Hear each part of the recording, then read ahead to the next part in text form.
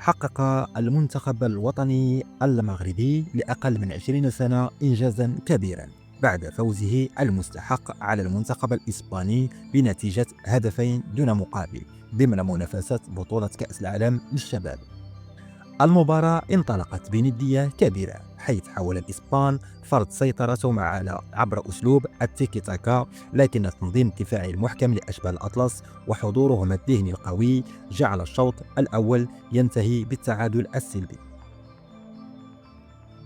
في الشوط الثاني دخل المنتخب المغربي بعزيمة أكبر لينجح في تسجيل الهدف الأول عبر الزبيري، الذي استغل تمريرة دقيقة وأطلق تسديدة قوية هزت الشباك الإسبانية، معلنا التقدم لأسود الأطلس الصغار.